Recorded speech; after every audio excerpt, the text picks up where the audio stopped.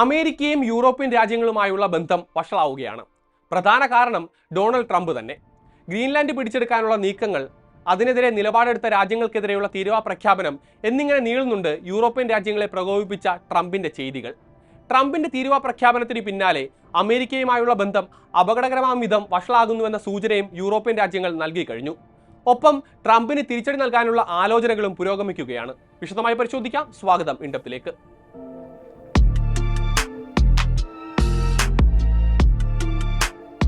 Trump അധികാരത്തിലെത്തിയ ശേഷം വഷളായ European രാജ്യങ്ങളുമായുള്ള ബന്ധം കൂടുതൽ മോശാവസ്ഥയിലേക്ക് നീങ്ങുന്ന കാഴ്ചയാണ് കഴിഞ്ഞ ദിവസങ്ങളിൽ ലോകം കണ്ടത്. ഗ്രീൻലാൻഡ് ഏറ്റെടുക്കാൻ അനുവദിച്ചില്ല എങ്കിൽ 8 യൂറോപ്യൻ രാജ്യങ്ങൾക്കുമേൽ അധിക തീരുവ ചുമത്തുമെന്ന ട്രംപിന്റെ ഭീഷണിയാണ് പുതിയ തർക്കങ്ങൾക്ക് വഴിതെളിച്ചിരിക്കുന്നത്.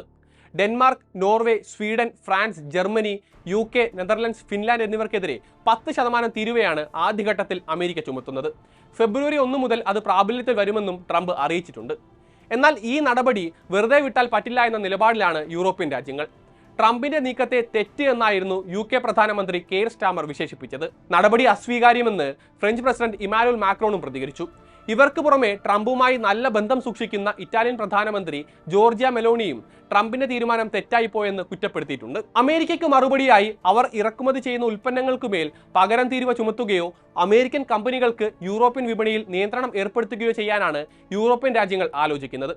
അതിനായി നിലവിൽ യൂറോപ്യൻ യൂണിയന്റെ അധ്യക്ഷത വഹിക്കുന്ന സൈപ്രസ് ഞായറാഴ്ച ബ്രസൽസിൽ അംബാസഡർമാരുടെ അടിയന്തര യോഗവും വിളിച്ചു ചേർത്തിരുന്നു. പൊതു ടെൻഡറുകൾ, നിക്ഷേപങ്ങൾ അല്ലെങ്കിൽ ബാങ്കിംഗ് പ്രവർത്തനങ്ങൾ എന്നീ മേഖലകളിൽ അമേരിക്കൻ കമ്പനികളുടെ ഇടപെടൽ പരിമിതപ്പെടുത്തുകയോ US-ന് ലാഭകരമായ വ്യാപാരങ്ങൾ നിയന്ത്രിക്കുകയോ ചെയ്യാനുള്ള നടപടി സ്വീകരിക്കണമെന്ന് ഫ്രാൻസ് യോഗത്തിൽ ആവശ്യപ്പെട്ടതായും റിപ്പോർട്ടുകളുണ്ട്. അതേസമയം മറ്റു യൂറോപ്യൻ രാജ്യങ്ങൾ അമേരിക്കയ്ക്കെതിരെ കടുത്ത നടപടിയിലേക്ക് നീങ്ങാനുള്ള ഫ്രാൻസിന്റെ ആവശ്യത്തെ പിന്തുണച്ചിട്ടില്ല. യൂറോപ്യൻ യൂണിയൻ അമേരിക്കയോട് പ്രതികാരം ചെയ്യുമെന്നതിൽ സംശയമില്ല എങ്കിലും കടുത്ത നടപടികളിലേക്ക് ഇപ്പോൾ തന്നെ നീങ്ങുന്നത് ചാടിക്കേറിയുള്ള തീരുമാനമാകുമോ എന്നാണ് ഐറിഷ് പ്രധാനമന്ത്രി മൈക്കിൾ മാർട്ടിൻ സംശയം പ്രകടിപ്പിച്ചിരിക്കുന്നത്.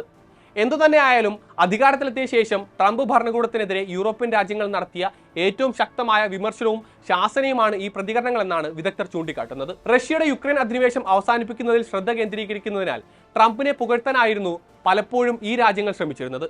അവിടെ നിന്നുള്ള ചൂടുമാറ്റമായിട്ടാണ് ഈ പ്രതികരണങ്ങൾ കാണപ്പെടുന്നത്. ഗ്രീൻലാൻഡിന് നേരെ സൈനിക നടപടി ഉണ്ടായാൽ നാറ്റോ എന്ന സഖ്യം പിന്നീട് ഉണ്ടാകില്ല എന്ന് നേരത്തെ ഡെൻമാർക്ക് അറിയിച്ചിരുന്നു. കൂടാതെ ചില യൂറോപ്യൻ രാജ്യങ്ങൾ ഗ്രീൻലാൻഡിലേക്ക് സൈന്യത്തെയും അയച്ചിരുന്നു. പിന്നാലെയാണ് ട്രംപിന്റെ തീരുവ ഭീഷണി എത്തുന്നത്. ഗ്രീൻലാൻഡ് പിടിച്ചെടുക്കാനുള്ള നടപടിക്കെതിരെ ഡെൻമാർക്കിലെയും ഗ്രീൻലാൻഡിലെയും ജനങ്ങൾ കടുത്ത പ്രതിഷേധത്തിലാണ് എന്നതും എടുത്തു പറയേണ്ട വസ്തുതയാണ്. യാങ്കികൾ പുറത്ത് എന്ന മുദ്രാവാക്യം ഉയർത്തിയാണ് പ്രതിഷേധങ്ങൾ അലയടിക്കുന്നത്.